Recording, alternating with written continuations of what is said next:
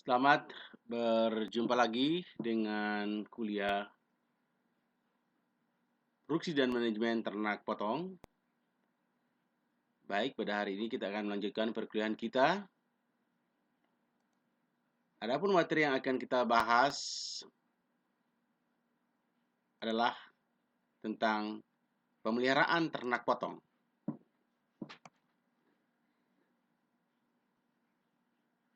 Di dalam sistem pemeliharaan ternak potong dibedakan menjadi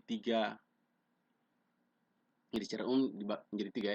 Yang pertama adalah sistem pemeliharaan secara ekstensif, lalu sistem pemeliharaan secara semi-intensif, dan sistem pemeliharaan secara intensif.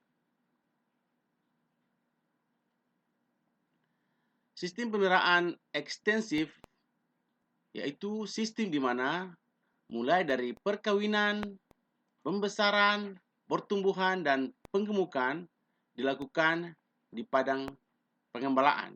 Jadi kita mengandalkan padang pengembalaan atau pastur. Sedangkan sistem pemeliharaan intensif adalah sistem pemeliharaan di mana dengan memanfaatkan pakan yang berasal dari hasil pertanian atau hijauan di sekitarnya. Sedangkan sistem pemeliharaan secara intensif adalah satu sistem pemeliharaan di mana seluruh kehidupan ternak yang kita usahakan atau yang kita ternak, contohnya seperti kambing, kerbau, domba, dan lain-lain sebagainya, terutama ternak-ternak rumahan dalam hal ini, itu dikandangkan dan pemberian pakan seluruhnya diberikan oleh peternak. Di dalam manajemen ternak potong ada beberapa program produksi sapi potong. Yang pertama adalah program produksi induk anak atau sering kita sebut dengan cow-calf program. Yang kedua adalah stocker program atau program pembesaran pedet. Yang ketiga adalah fattening program atau program penggemukan. Ini adalah merupakan 3 program produksi sapi potong yang sering dilaksanakan oleh para peternak. Sekarang kita lihat, apa itu program produksi induk anak atau cow-calf program? Tujuan utama dari program ini adalah menghasilkan atau bertujuan untuk menghasilkan anak. Yang kedua, keuntungan yang dicari adalah jumlah anak yang disapi. Berapa jumlah anak yang disapi itu adalah tujuan daripada sistem pemeliharaan cow-calf program. Dan program ini merupakan dasar dari program-program yang lainnya. Ya. Hal yang perlu diperhatikan bahwa fertilitas induk, bobot lahir anak, bobot sapi, bobot yearling, mortalitas, dan atau tingkat mortalitas sebelum sapi harus memiliki atau harus memerlukan suatu perhatian yang serius dalam sistem program ini. Yang berikutnya adalah program pembesaran pedet atau sering disebut dengan stocker program. Stocker program adalah suatu program yang dilakukan terhadap pedet yang sudah disapi. Tujuan dari program ini adalah untuk finishing maupun replacement stock. Jadi tujuan dari pemeliharaan ini adalah apakah kita mau arahkan ke pasar atau untuk sebagai replacement stock atau sebagai ternak pengganti. Ternak-ternak stocker itu berasal dari ternak-ternak induk anak, dari pedet induk program. Keuntungan dari program ini adalah skala usaha bisa fleksibel, terus tingkat mortalitas atau kematian dapat ditekan atau lebih rendah, perputaran modal akan lebih cepat, yaitu berkisar antara 4 sampai dengan 6 bulan, dan peralatan yang kita gunakan adalah lebih sedikit atau lebih sederhana. Yang berikutnya adalah program penggemukan atau fattening program. Apa itu program penggemukan? Adalah merupakan program yang biasanya lebih banyak menjadi titik berat pada perusahaan-perusahaan industri daging atau beef. Tujuannya daripada program ini adalah memperbaiki kualitas daging atau karkas. Karena secara internasional, setiap negara memiliki karakteristik atau memiliki kriteria tertentu terhadap kualitas daging yang diinginkan. Jadi semakin besar kadar lemak atau kadar air dalam karkas akan membuat kualitas daripada beef atau daging itu akan menurun. Program ini merupakan program untuk memperoleh keuntungan dan memiliki risiko yang cukup besar sesuai dengan hukum ekonomi. Semakin besar keuntungan, maka risiko yang akan kita terima akan semakin besar. Oleh karena itu, sistem tata laksana atau manajemen adalah salah satu hal yang sangat penting di dalam usaha produksi ternak pedaging atau ternak potong. Yang berikutnya kita akan bahas tentang program pengemukan. Ya, maaf, kita lanjutkan lagi program pengemukan. Faktor penyebab kerugian daripada program ini adalah biasanya adalah faktor pakan atau feeding. Ya, sesuai dengan segitiga produksi, breeding, feeding, and management. Jadi pakan yang diberikan relatif lebih mahal karena tujuan pemberian pakan adalah untuk mempercepat pertumbuhan. Ya, kita ketahui bahwa harga konsentrat lebih mahal. Dan diusahakan terjadinya efisiensi pakan. Jadi efisiensi pakan rendah dan memperhatikan fluktuasi harga daging terutama, agar tidak mengalami kerugian pada saat ternak mencapai umur potong atau siap untuk dipasarkan.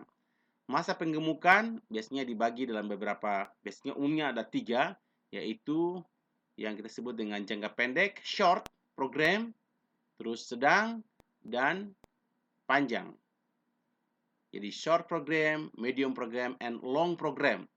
Biasanya program short program atau program jangka pendek adalah sekitar 4 bulan. Medium atau sedang adalah 4 sampai dengan 8 bulan program pengemukannya. Sedangkan long program atau fattening long program adalah sekitar 8 sampai dengan 10 bulan. Terkadang ada sampai dengan 1 tahun atau 12 bulan. Biasanya pakan yang diberikan terutama adalah hijauan yang bertujuan untuk memenuhi kebutuhan terutama kebutuhan pokok, kehidupan produksi, dan kebutuhan reproduksi. Terutama untuk induk, untuk kebutuhan produksi adalah untuk menghasilkan atau memproduksi susu yang berkualitas. Dan pakan harus cukup atau terpenuhi baik dalam kualitas maupun kuantitas. Jadi dalam kualitas pakan, kandungan gizinya maupun kuantitas jumlah pakan yang diberikan.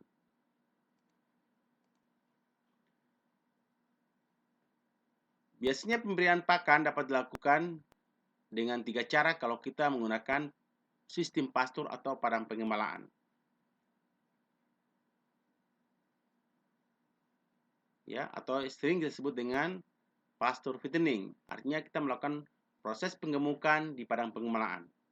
Ya, jadi ada 3 cara untuk kita memberikan pakan untuk proses penggemukan. Pertama, kita bisa memilih untuk memelihara ternak pada padang pengembalaan atau sering disebut dengan pasture fattening atau dry lot fattening, itu dengan bahasa Indonesia namanya kreman, dan atau kombinasi dari pasture fattening dan dry lot fattening. Pada pemilihan untuk sistem pengemukan dengan pengembalaan biasanya tidak memerlukan konsentrat. Sedangkan pada sistem dry lot fattening atau kreman biasanya diberikan dengan jumlah hijauan sekitar hanya 10% ditambah dengan 1% konsentrat dari bobot badan. Dan juga diberikan beberapa tambahan mineral seperti garam dapur terutama. Karena garam dapur mengandung mineral Na dan Cl.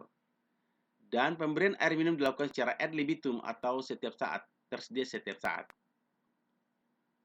Selanjutnya untuk perkembangbiakan,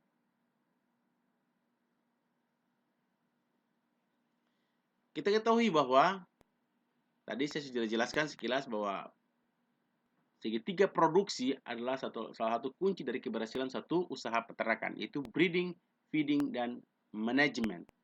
Sehingga pemberian pakan yang baik tentunya akan memberikan pertumbuhan yang maksimal. Ya, mungkin kita pernah dengar atau kita bisa ingat kembali. Tujuan pemberian pakan pada ternak untuk memenuhi 3 kebutuhan, yaitu kebutuhan hidup pokok, kebutuhan produksi, dan kebutuhan reproduksi. Di mana kebutuhan reproduksi adalah merupakan kebutuhan terakhir apabila kedua kebutuhan ini sudah terpenuhi. Maksudnya bahwa apabila pakan yang kita berikan itu tidak mencukupi, hanya cukup untuk kebutuhan hidup pokok, maka ternak itu hanya bisa hidup pokok. Dia tidak bisa menghasilkan produksi daging, sehingga ternak itu akan menjadi kurus. Nanti kalau kita bahas dalam penilaian menggunakan kondisi tubuh atau BSC, Body Condition Score, nah ini biasanya BSC-nya, nilai BSC-nya itu di bawah 2, ya, 2 sampai dengan 1. Tapi kalau kebutuhan produksi sudah terpenuhi, nah ini BSC-nya bisa meningkat antara 3 sampai dengan 4. Nah, dan kalau semuanya keduanya sudah terpenuhi, barulah kebutuhan pakan untuk reproduksi itu bisa terpenuhi. Apabila kebutuhan pakan untuk reproduksi bisa terpenuhi, barulah ternak itu bisa menghasilkan produksi.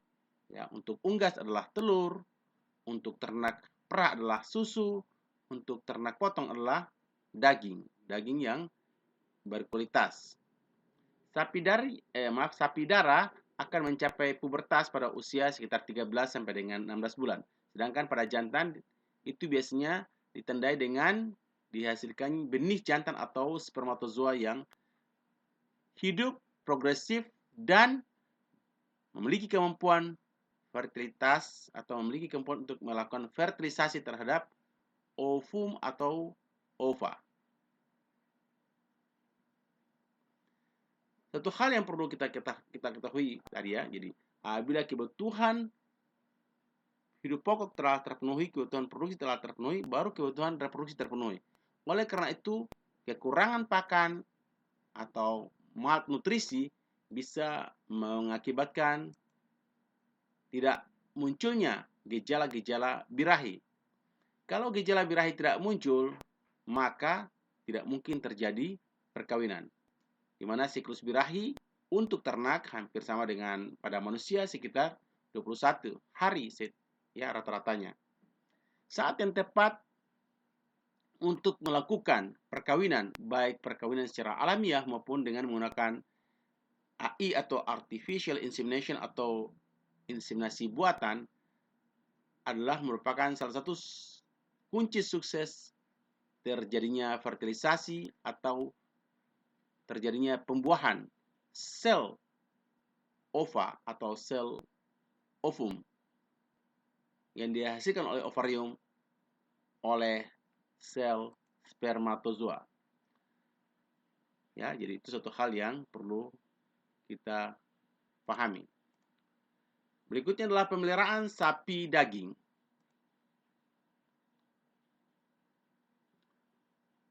Sistem pemeliharaan sapi daging umumnya dibagi menjadi 3, ya, yaitu tadi kita sudah bahas sekilas, yaitu cow and calf program, yaitu pemeliharaan pedet calf bersama induknya atau cow sampai usia sapi sekitar 6 sampai dengan 8 bulan. Tujuannya adalah untuk menghasilkan pedet bakalan atau sering istilahkan dengan feeder cattle, ya, feeder cattle. Di luar negeri biasanya dipelihara pada pastur atau padang rumput yang luas. Jadi dipelihara secara ekstensif pada range. Keuntungan dari sapi yang dipelihara di pastur adalah yang pertama, dia hidup secara alamiah, bebas bergerak mencari makan, udara segar dengan intensitas sinar matahari yang cukup, dan lebih nyaman karena lebih tenang saat menyusui dengan induknya. Sehingga pedet akan cepat beradaptasi dengan hijauan. Karena dia secara alamiah bisa memilih rumput-rumput mana yang dia sukai. Yang kedua adalah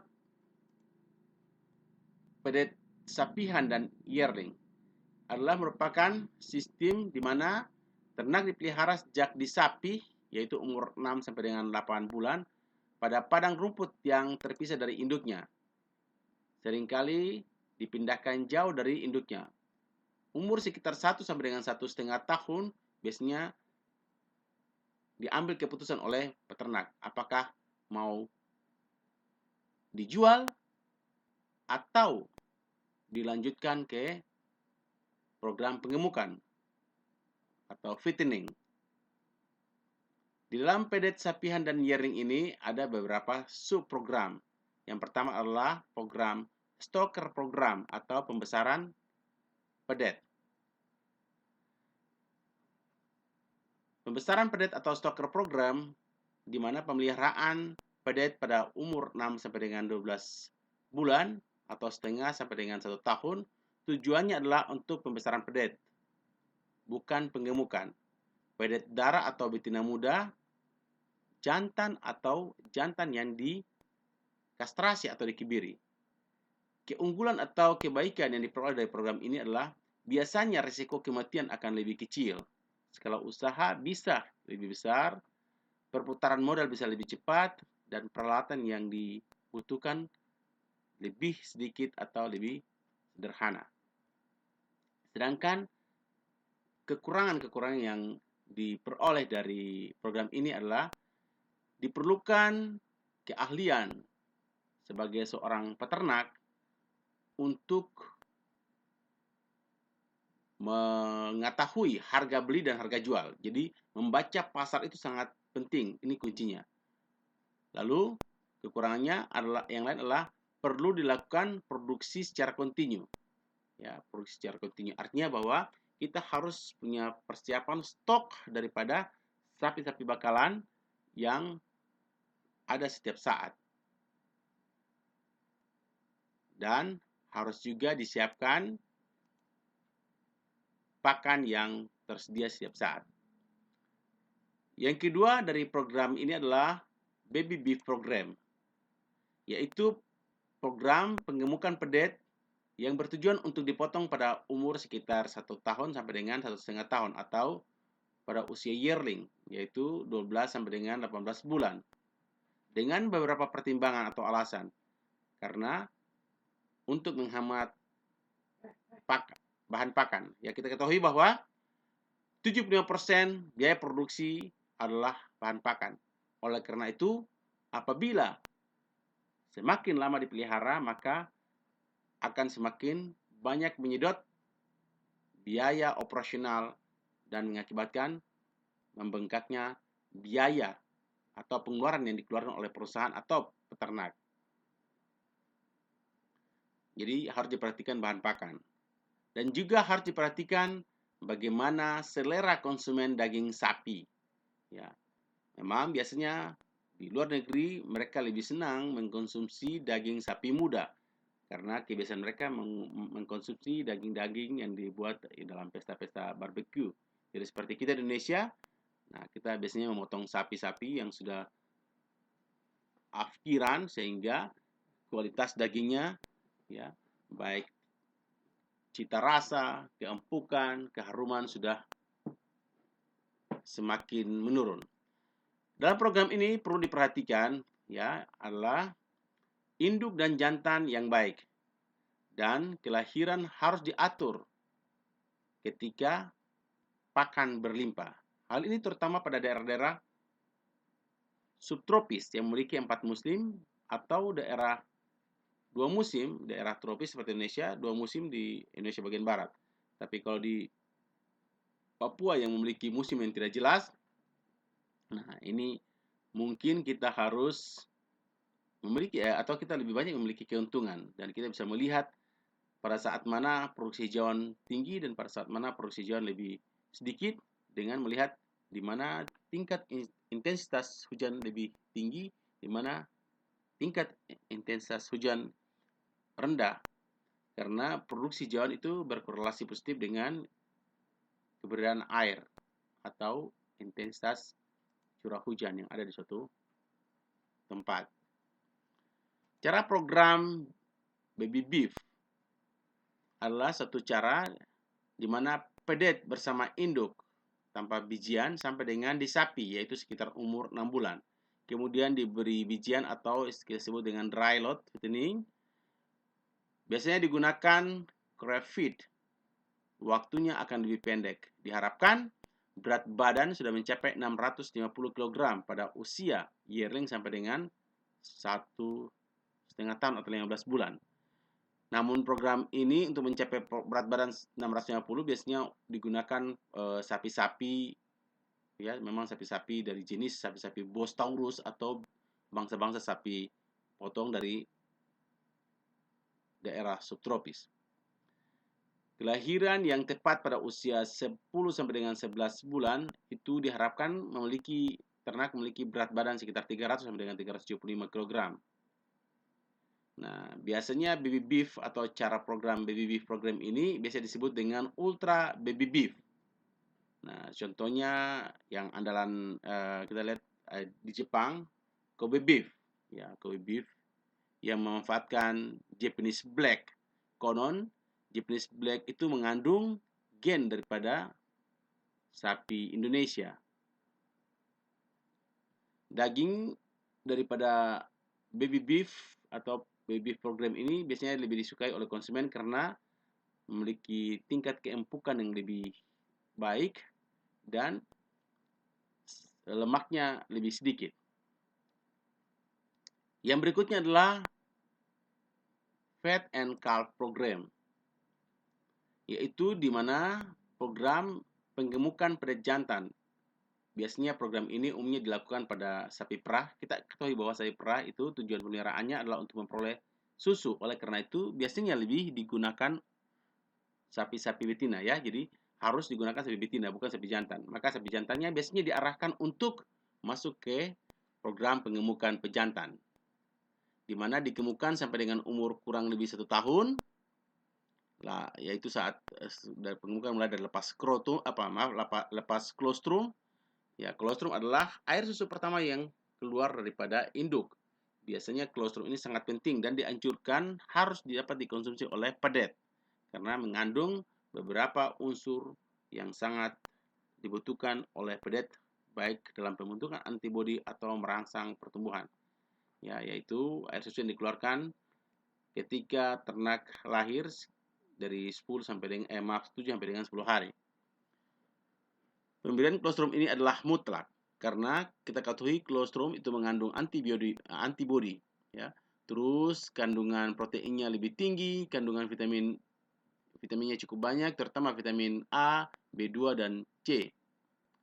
Terus yang berikutnya lagi sifat laksatifnya yang dibutuhkan. Di mana sifat laksatif ini akan membantu alat pencernaan, artinya merangsang pencernaan daripada pedet untuk mulai bekerja. Nah, biasanya setelah minum atau mengkonsumsi colostrum, biasanya pedet akan mengeluarkan kotoran dari perutnya berwarna hitam. Ya, biasanya kita sebut dengan tai tekak. Nah, ini biasanya terjadi pada semua makhluk hidup, terutama hewan-hewan mamalia sapi, kambing, domba, manusia juga bisa dikategorikan sebagai mamalia karena memiliki glandula mamae. Terus diberi susu penuh 10% per berat badan per hari, susu pengganti atau milk replacer. Jadi bisa diberikan susu pengganti. Susu pengganti ini biasanya dari susu olahan pabrik ataupun susu yang dibuat dari bahan-bahan yang memiliki kandungan protein cukup tinggi. Terutama dari leguminosa. Penggemukan dilakukan sekitar 6 sampai dengan 8 minggu dengan berat badan diharapkan mencapai 200 sampai dengan 250 pound kalau kita menggunakan satuan pound. Lalu diberikan juga pakan cair dalam bentuk susu tanpa konsentrat ataupun hijauan. Diharapkan dengan program ini, dengan cara ini, serat daging akan lebih halus, lembek, dan lemak tidak ada. Maka akan diperoleh daging merah pucat, atau daging yang masih pucat karena belum banyak kandungan besinya atau Fe-nya. Daging ini biasanya disebut dengan veal. Pada calf program cukup fleksibel, hasil produksinya bisa lebih besar, daripada biaya produksi. Sebaliknya, milk replacer diganti dengan konsentrasi protein. Jadi kalau kita memberikan susu pengganti, maka kita harus memperhatikan kandungan proteinnya itu sekitar 16 sampai dengan 20%. Dan yang keempat adalah yearling program. Nah, yearling program adalah satu program penggemukan dimulai dari umur 1 tahun selama 4 sampai dengan 6 bulan.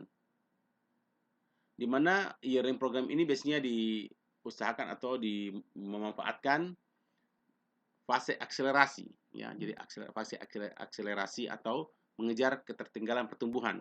Jadi biasanya kalau ternak yang dipelihara di padang penggemalaan, nah ini biasanya ternaknya sehat, sapi sehat, tapi dia belum mencapai pertumbuhan optimal yang diharapkan.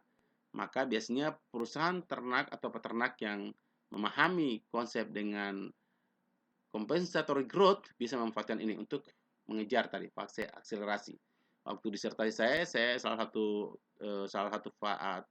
tahapan penelitian saya adalah melakukan eksperimen untuk mengetahui apakah ada pertumbuhan kompensasi atau compensatory growth atau fase akselerasi ini apabila kita mengambil ternak-ternak yang dipelihara di daerah-daerah di luar perkebunan kelapa sawit. Walaupun ternaknya sehat, tapi pertumbuhannya tidak terlalu bagus. Ternyata saya menemukan dengan sistem pemeliharaan terintegrasi dengan perkebunan kelapa sawit, nah, yearling program ini bisa diperoleh, yaitu kita bisa memperoleh fase akselerasi atau memperoleh pertumbuhan compensatory growth, jadi pertumbuhan kompensasi. Biasanya penggemukan railot fattening diberi biji-bijian pada program ini berupa jagung, kacang kedelai, atau biji kapas. Karena pemberian konsentrat lebih tinggi daripada hijauan, bisa mencapai 85% konsentrat pada program ini. Sehingga diharapkan akan memperoleh daging yang empuk, warnanya kemerahan dengan serat daging yang lebih kasar. Dan lemak relatif sedikit, serta flavor daging akan lebih terasa, flavor atau aroma daging yang biasanya kalau kita mencium aroma daging dibakar, perut kita langsung terasa istilahnya keroncong atau lapar karena flavor daging itu merangsang masuk ke dalam sistem saraf hidung kita, lalu merangsang sekresi daripada kelenjar sistem pencernaan sehingga kita akan terasa lapar. Yang kelima adalah 2-year-old program. 2-year-old program adalah program penggemukan dimulai dari 2 tahun. Lama waktu atau durasi penggemukan biasanya 6 sampai dengan 8 bulan. Biasanya dipilih pastur atau padang rumput, padang penggemukan, atau dipilih dengan pasture fattening atau program dengan penggemukan dengan menggunakan pastur dengan sistem rotasi.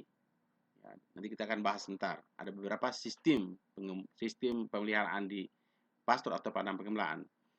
Dari program ini diharapkan memperoleh serat daging yang diliputi dengan jaringan lemak atau adanya daging lemak marbling, yaitu lemak yang tersebar pada daging sehingga daging itu akan terasa lebih empuk.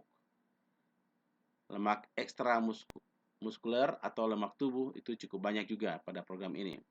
Daging akan terlihat atau tampak lebih merah karena sudah banyak mengandung zat besi atau Fe, dan seratnya akan lebih terasa atau lebih kasar. Nah, yang ketiga dari program pemeliharaan adalah fattening atau penggemukan. Fattening atau penggemukan adalah suatu sistem pemeliharaan atau program pemeliharaan dengan tujuan untuk menghasilkan daging berkualitas untuk produksi karkas. Ya, karkas di sini adalah karkas dengan grade prime atau choice. Pemberian pakan berkualitas berupa konsentrat diperhitungkan untuk menghasilkan pertambahan berat, ya, pertambahan bobot badan atau berat badan yang maksimal. Biasanya dipelihara dalam jangka waktu sekitar 3 bulan.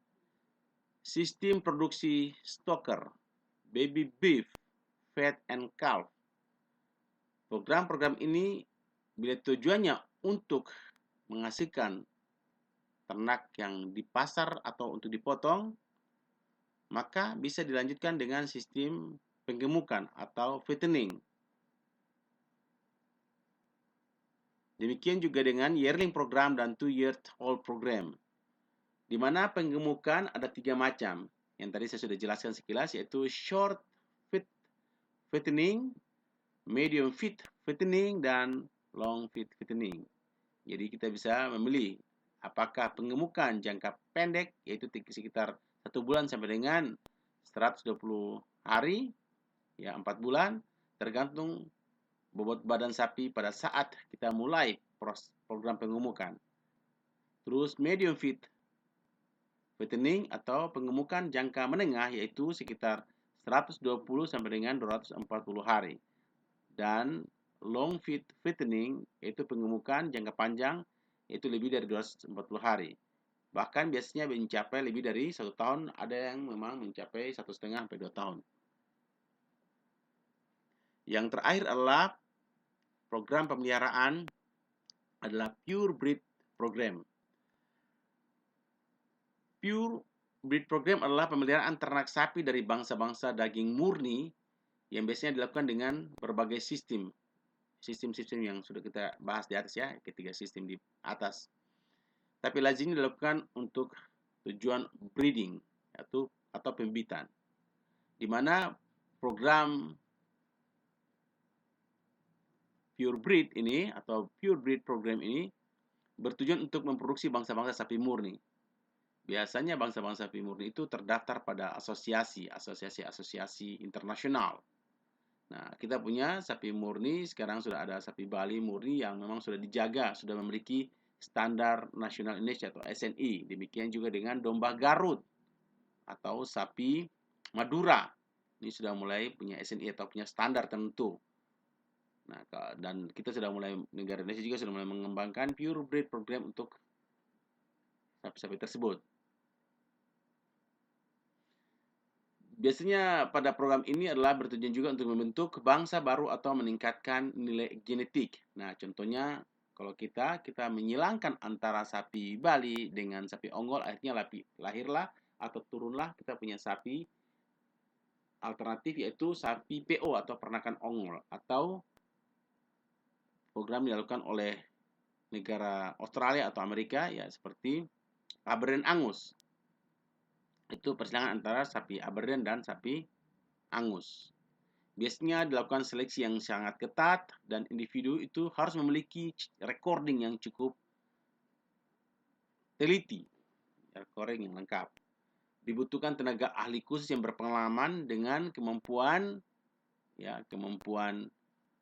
ilmu pengetahuan dalam masalah peternakan yang cukup mendalam, dan sapi yang dihasilkan memiliki nilai ekonomis yang tinggi atau memiliki harga yang sangat mahal untuk dari pure breed program ini. Baik, itu adalah beberapa program. Dari semua program-program tersebut, ada hal-hal yang penting yang harus kita perhatikan, ya, walaupun biasanya pembahasannya kita lebih banyak bahas di masalah-masalah reproduksi, tapi mungkin sekilas kita akan bahas di sini. Adalah bagaimana agar semua program itu bisa berjalan, maka faktor yang paling penting adalah bagaimana kita mempersiapkan atau ketepatan kita dalam menentukan kapan ternak itu dapat atau dikawinkan, baik dalam sistem perkawinan alamiah maupun dengan sistem perkawinan IB atau AI atau artificial insemination. Oleh karena itu, waktu perkawinan pada sapi harus kita pahami. Nah, ini adalah sekilas. Saya pikir saudara-saudara sudah paham, apalagi kalau di lapangan, apalagi yang punya profesi atau sering melakukan IB sebagai seorang operator IB, ini sudah paham.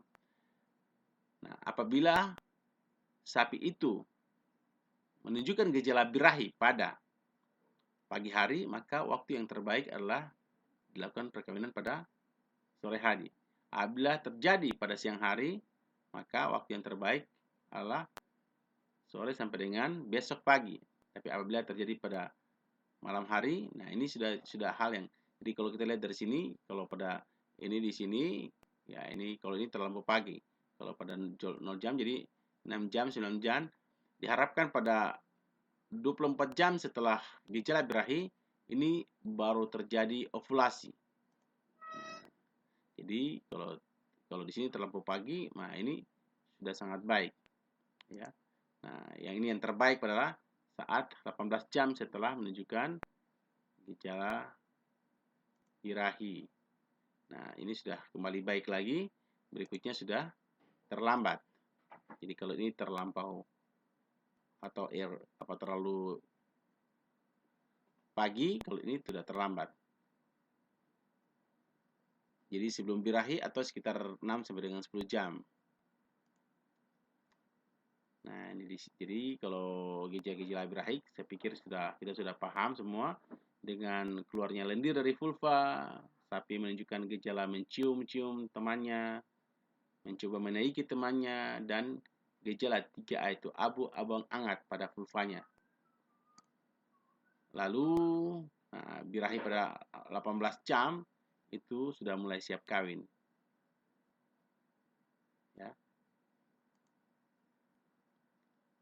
Dan sesudah birahi atau setelah 8 jam, itu biasanya ternak betina sudah tidak mau dinaiki, mulai keluar lendir transparan dari vulva, dan terlihat bahwa vulva mulai menyusut. Nah, di sini umur ovum atau 6 sampai 10 jam. Waktu pelaksanaan IB yang terbaik, nah seperti tadi saya sudah sekilas. Jadi pertama kali terlihat birahi pada pagi, maka pada hari yang sama, ya, hari yang sama, pada sore hari sudah bisa dilakukan aplikasi IB. Kalau besoknya sudah dianggap terlambat. Kalau pada sore hari, maka pagi hari besoknya sudah harus dilakukan IB. Sedangkan pada sore hari besok dianggap sudah terlambat. Nah, itu ya.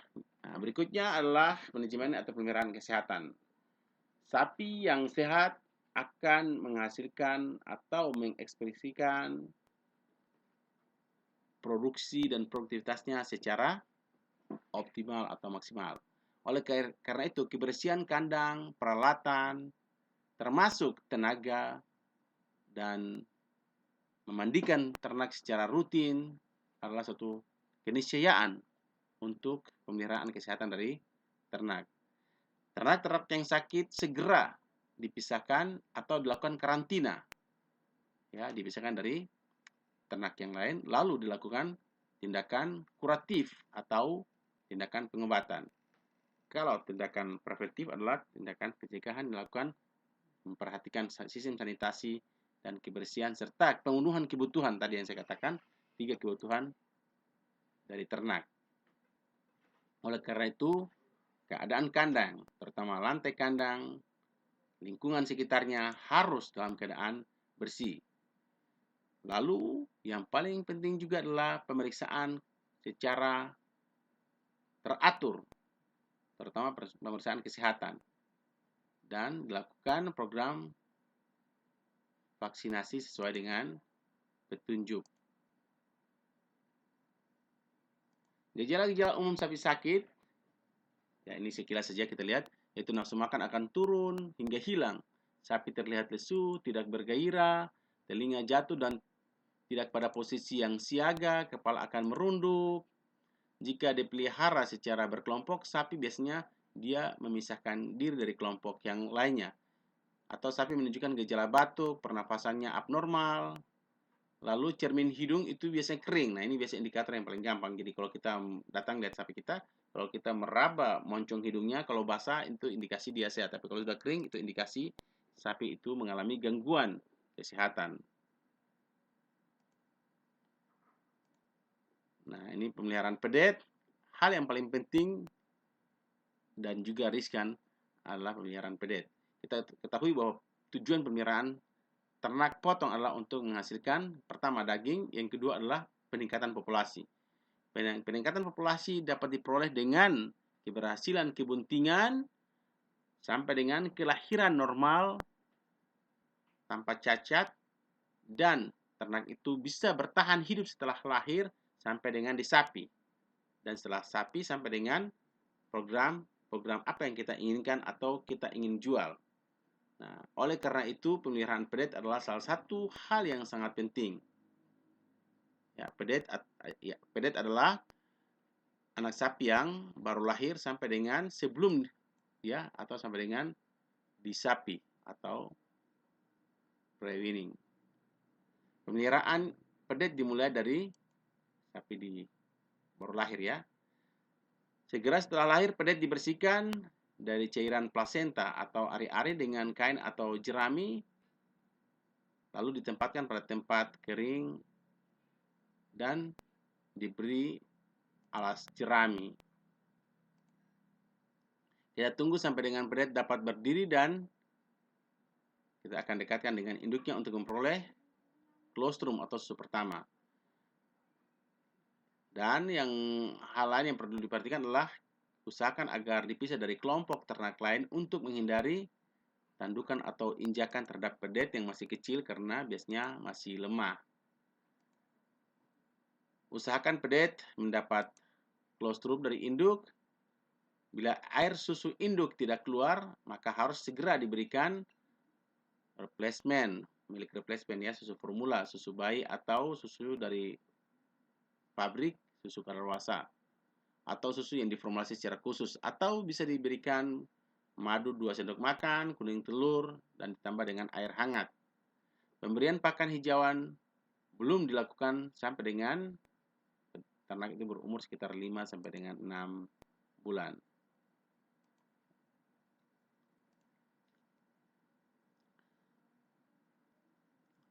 Oke, kita sudah bahas tadi tentang bagaimana pentingnya kesehatan dan juga reproduksi, sekilas tentang ternak potong. Hal yang penting lagi adalah manajemen pakan. Manajemen pakan adalah suatu hal yang tadi saya katakan suatu keniscayaan, karena 75% biaya produksi dari suatu perusahaan ternak adalah disedot oleh feeding atau pakan. Oleh karena itu kita bisa memahami atau mempelajari sekilas tentang manajemen pakan pada ternak-ternak ruminansia. Nah, secara umum kita sudah ketahui bahwa ternak ruminansia pakannya adalah hijauan, ya kita singkat dengan HMT, hijauan makanan ternak. Tetapi kita juga harus pahami beberapa teknologi pakan pada ternak sapi. Jadi kalau kita lihat gambaran ini adalah rumput, inilah legum, nah, ini adalah petai, ini juga legum.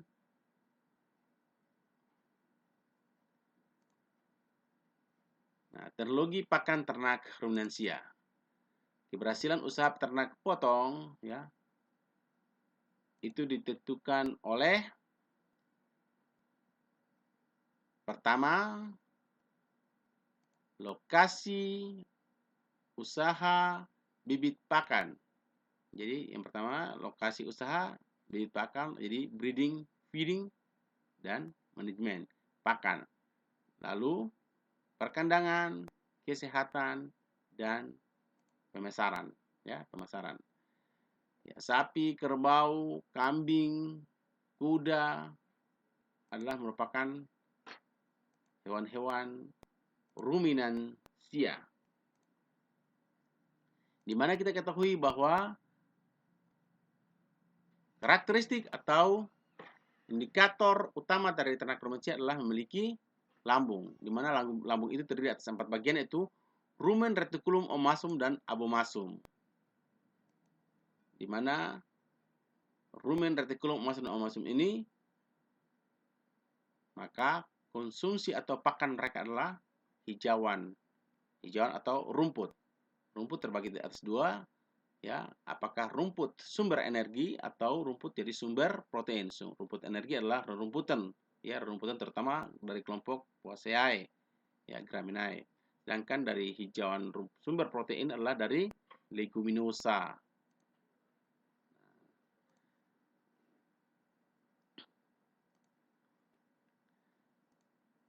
Hijauan ini, ya, tadi saya sudah katakan, ya, ada kacang-kacangan, legum, terus rerumputan, dan nah, ini ada juga limbah pertanian. Limbah pertanian ini juga, kalau dia itu limbah jerami, maka dia masuk kategori makanan sumber energi atau rumput-rumputan. Kalau dia itu limbah jagung juga termasuk dari makanan sumber energi. Tapi kalau dia limbah kacang kedelai, kacang tanah, nah, maka dia masuk dalam sumber makanan protein, sumber protein atau termasuk dalam kelompok leguminosa. Teknologi pakan hijauan. Nah, teknologi pengawetan, ya, teknologi pengawetan, dari teknologi pengawetan kita bisa melakukan pengawetan dengan pengawetan silase, ya, silase atau hai. Jadi teknologi pakan hijauan kita bisa menggunakan teknologi pengawetan, yaitu menjadi silase atau hai, atau teknologi pengolahan. Nah, kalau teknologi pengolahan, maka kita bisa membuat dengan proses amoniasi urea atau dengan fermentasi. Sekarang kita lanjut teknologi hijauan pakan ternak. Misalnya kalau kita mau untuk membuat hai atau silase, maka kita gunakan teknologi pengawetan. Nah, maka hai atau silase ini kalau sudah diolah, maka dia akan mengalami perubahan fisik, kimia, biologi atau biologi, dan atau kombinasi dari hal-hal tersebut. Nah, sedangkan teknologi pengawetan, ya, kalau kita membuat hai, ya, ini tulisannya hai, bacanya hai, maka kita akan menghasilkan hijauan pakan ternak yang kering. Biasanya kadar airnya berkisar antara 20 sampai dengan 30%. Tujuan dari pembuatan hai adalah sebenarnya kalau di negara-negara Eropa, ya, negara-negara subtropis, mereka membuat hai dalam bentuk bal-bal. Jadi ketika produksi hijauan itu melimpah, maka mereka akan membuat dalam bal-bal, ya, digulung lalu disimpan di tempat-tempat penyimpanan dan dapat dimanfaatkan ketika pada musim salju, ya, atau pada musim dingin. Tujuan pembuatan hai adalah untuk melakukan pengawetan yang biasa digunakan pada musim paceklik atau pada saat hijauan kurang. Metode pembuatan hai inilah satu metode yang cukup sederhana, yaitu hanya dihampar atau disimpan di rak-rak atau di para-para. Tapi biasanya kalau di Papua kita mungkin tidak perlu, karena kita adalah memiliki hutan hujan tropis yang bisa memiliki kelimpahan pakan setiap waktu. Teknik pembuatan hai adalah, ya, hijauan kita potong, dipanen menjelang berbunga. Jadi jangan sampai masuk fase vegetatif, ya, fase berbunga atau generatif, maaf. Pada fase ini kualitasnya akan menurun. Oleh karena itu dilakukan defoliasi atau pemotongan menjelang saat berbunga. Lalu dilakukan penjemuran di bawah matahari. Diharapkan kadar airnya berkisar antara 30 dengan kadar air rumput, ya, 20 sampai 30%. Setelah dianggap kering, lalu dilakukan penyimpanan. Dan harus diingat ketika kita mau memberikan kepada ternak, maka kita harus buka secara hati-hati karena penyimpanan yang cukup lama akan menghasilkan gas yang bersifat toksit, yaitu gas natrium dioksida atau NO2. Gas ini bisa menimbulkan racun, ya, bisa efek racun. Ciri-ciri hai yang baik yaitu adalah yang pertama memiliki rasa, ya, rasa itu enak, ya, sehingga memiliki palatabilitas atau tingkat kesukaan yang baik yang diberikan respon oleh ternak, memiliki bau yang harum, warna itu hijau kekuningan dan tidak terlalu gosong, teksturnya itu jelas dan tidak berjamur, tidak berlendir, serta tidak menggumpal. Berikutnya adalah silase, ya, tulisannya itu silage, bacanya silase, yaitu hijauan pakan ternak yang disimpan dalam keadaan segar dalam alat yang disebut dengan silo, tempat penyimpanan. Dan silase tersebut telah mengalami proses fermentasi, dan fermentasi di sini harus dikontrol. Tujuan pembuatan silase adalah pengawetan untuk digunakan pada musim paceklik atau ketika pakan kurang. Bahan pengawet yang digunakan untuk silase adalah biasanya kita menggunakan tetes atau molasses atau limbah pabrik gula sekitar 3% dari bahan silase. Biasanya kita pakai terus ditambahkan dengan dedak padi atau bekatul, ampas ketela atau onggok. Di sini rata-rata diberikan 33%, ya, 33%. Teknik pembuatan silase adalah pertama, hijauan rumput dipotong sekitar 5 cm. Hijauan dimasukkan ke dalam tempat silase yang disebut dengan silo. Diletakkan lapis demi lapis, setiap lapis ditaburi dengan bahan pengawet. Lalu pengisian sampai dengan penuh, silo ditutup rapat-rapat dan tidak boleh bocor. Didiamkan atau diinkubasi selama 4 minggu, ya, atau 1 bulan. Setelah 4 minggu dapat dibuka, diambil. Nah, saat dibuka juga harus hati-hati karena biasanya menghasilkan gas racun, natrium dioksida atau NO2. Ciri-ciri silase yang baik adalah seperti ini, yaitu rasa enak, palatabilitasnya baik, baunya agak sedikit asam, warnanya hijau kecoklatan, teksturnya jelas, tidak berjamur, tidak berlindir, tidak menggumpal. Pengambilan dan penggunaan silase caranya adalah dibuka dengan hati-hati. Tadi jangan sampai kita atau racun NO2 diambil secukupnya dan bila sisa tidak boleh dikembalikan. Sebelum digunakan, dikeringkan, anginkan dulu. Ternak manusia biasanya dapat diberi sampai mencapai 4% dari berat badan. Artinya kalau berat badannya 100 kg, maka kita bisa berikan sekitar 4 kg. Teknik pemberian adalah sedikit demi sedikit. Silase yang kita sudah bikin atau sudah dibuat, ini bisa bertahan cukup lama. Ya, sekitar 2 sampai dengan 3 tahun. Dengan catatan silo tetap dalam keadaan tidak bocor atau tidak terkontaminasi dengan mikroorganisme. Berikutnya adalah teknologi pengolahan. Yang pertama adalah teknologi pengolahan amoniasi urea. Ya, jadi teknik pengolahan pakan dengan amoniasi urea yaitu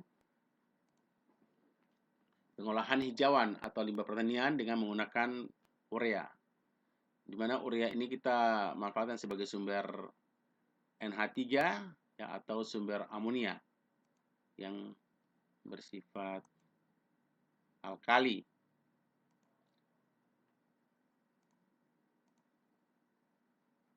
Diharapkan dengan adanya NH3 sebagai sumber amonia bisa meningkatkan protein dan nilai kecernaan dari pakan yang diberikan kepada ternak. Yang berikutnya adalah amoniasi jerami padi. Nah, ini terutama pada daerah-daerah yang daerah sentra produksi beras atau produksi padi. Nah, yaitu dilakukan dengan bahan pertama adalah jerami padi, urea sekitar 4% dari bobot jerami, lalu lembaran plastik penutup, ember untuk melarutkan urea, dan ditambah dengan air sekitar 40% dari total bobot jerami. Teknik pembuatan adalah jerami dipotong-potong, disebar di atas lembaran plastik, urea dilarutkan ke dalam air, larutan urea dipercikan ke dalam jerami, diperam atau diinkubasi selama 1 bulan, bisa berikan pada ternak setelah diangin-anginkan dulu. Ya, bisa diberikan di dalam YouTube banyak sekali, silakan ditonton untuk bisa menambah pengetahuan praktisnya, ya, praktisnya. Sedangkan berikutnya adalah fermentasi jerami padi. Biasanya untuk fermentasi jerami padi, untuk membuat pengolahan atau pengawetan dengan fermentasi jerami padi, alat yang kita butuhkan adalah pertama timbangan, lembaran plastik dan terpal penutup, tempat penyimpanan. Yang berikutnya adalah bahan yang kita butuhkan adalah jerami padi dan starter mikrobia. Jadi mikrobia starter. Nah, mikrobia starter ini kita bisa pakai starter bio atau kita bisa mengambil mikrobia dari rumen ternak. Ya, bisa diambil di RPH misalnya kita ambil. Nah, untuk sebagai starter. Teknik pembuatannya adalah jerami ditumpuk lapis demi lapis, tiap lapis ditaburi dengan starter atau mikroba tadi starter bio. Setelah selesai ditumpuk, jerami ditutup atau diperam, diinkubasi. Masa pemeraman atau masa inkubasi sekitar 21 hari. Setelah proses fermentasi selesai, jerami padi siap untuk digunakan sebagai pakan. Untuk penyimpanan dapat dilakukan, jadi untuk penyimpanan dapat dilanjutkan dengan teknologi pengolahan berikutnya, itu dibuat seperti apakah feedblock atau wafer block press. Ya, biasanya kita tinggal tambah bantuan tambahan bahan sebagai perekat.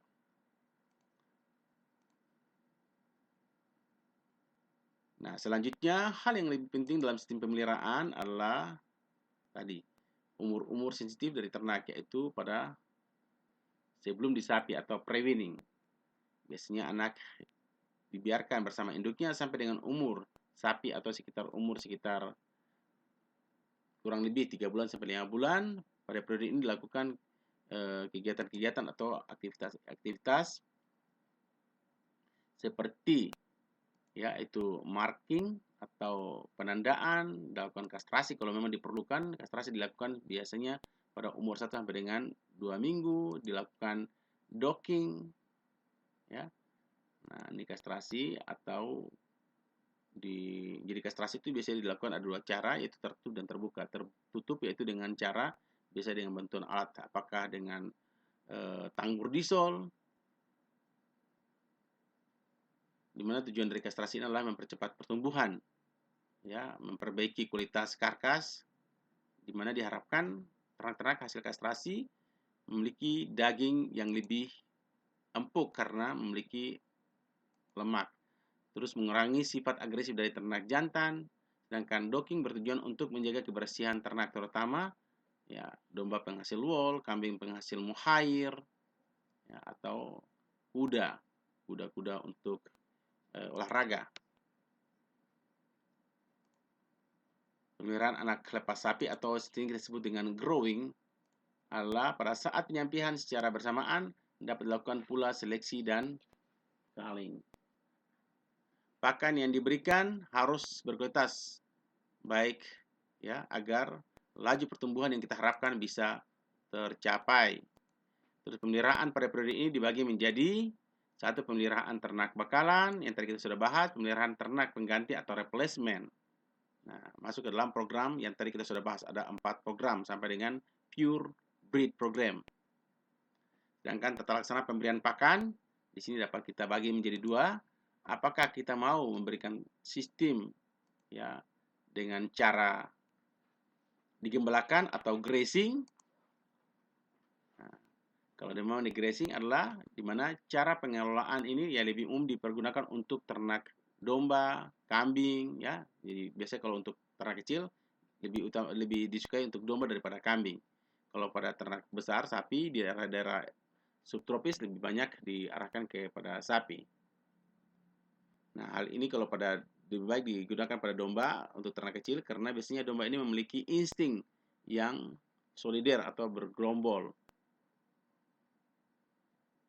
Sedangkan untuk sistem pengembalaan dapat kita lakukan pada sistem pengembalaan kontinu maupun rotasi. Nah, untuk pemberian pakan, laksana pemberian pakan, jadi tadi yang pertama adalah dengan grazing atau cut and carry. Kalau cut and carry yaitu pemberian pakan di mana hijauan pakan ternak dicari dan dibawakan oleh peternak. Umumnya dilakukan pada ternak-ternak dengan sistem pemeliharaan semi-intensif dan intensif.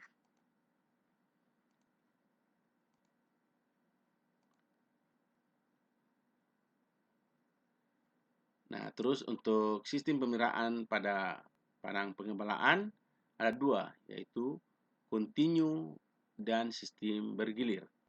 Adapun sistem kontinu biasanya adalah sistem pemeliharaan secara ekstensif, yaitu pada padang pengembalaan alam.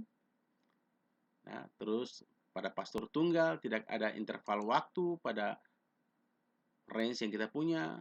Produksi pastur biasanya rendah, serta produksi daging biasanya tidak terlalu baik. Sedangkan sistem rotasi ya, yaitu biasanya adalah dengan cara intensif. Biasanya dibuat petak-petak atau pedot dan ada interval setiap pedot antar petak. Produksi pastur biasanya lebih tinggi, produksi dagingnya biasanya lebih baik.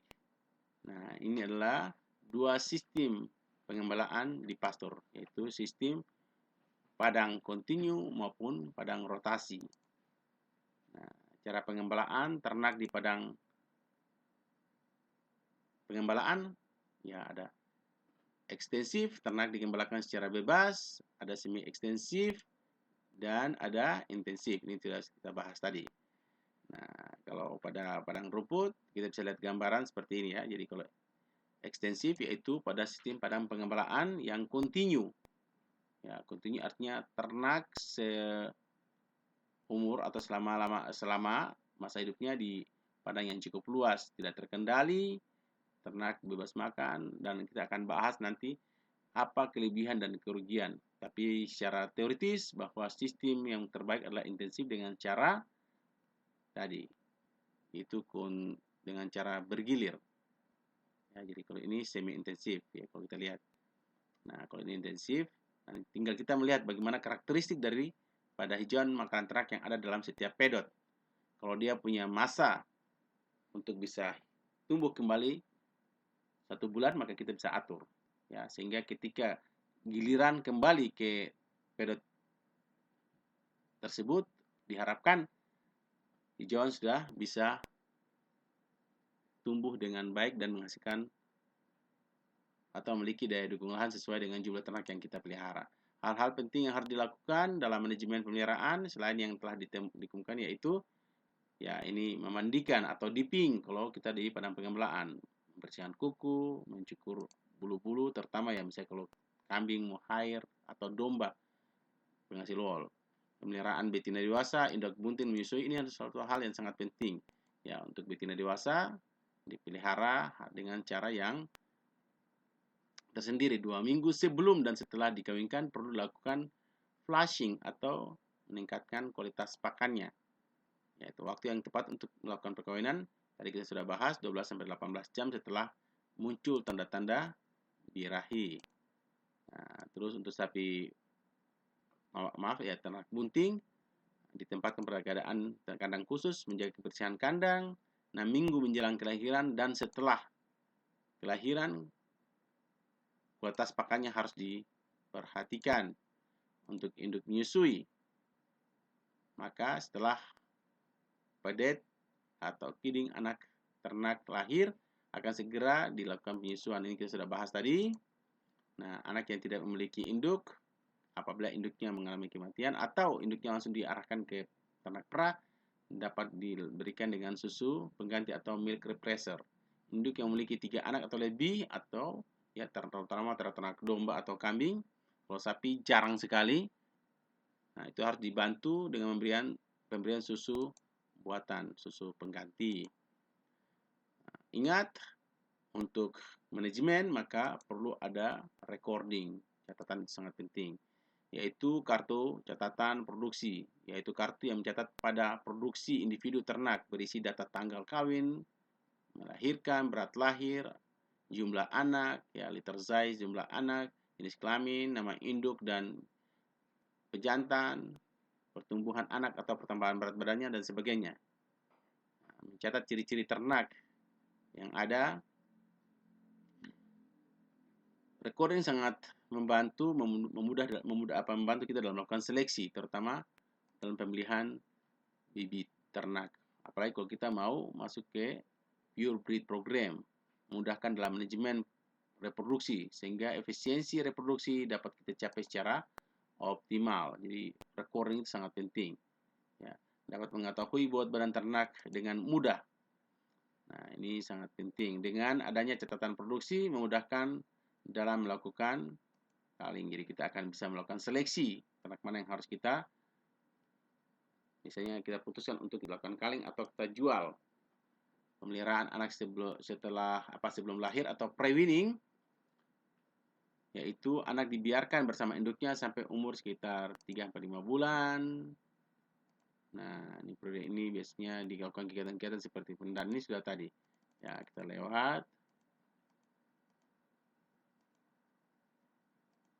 Ini juga sudah. Baik, itu adalah pembahasan kita pada saat ini. Berikutnya silakan dikerjakan tugas. Yang pertama, coba jelaskan kenapa kandang dapat mempengaruhi produksi ternak. Yang berikutnya, sebutlah syarat-syarat mendirikan kandang.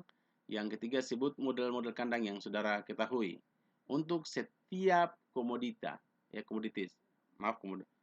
ternak potong kecil dan ternak potong besar. Ternak potong besar adalah sapi, kerbau, ternak potong kecil adalah kambing dan domba.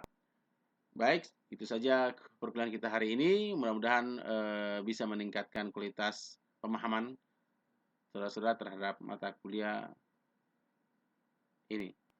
Sampai jumpa di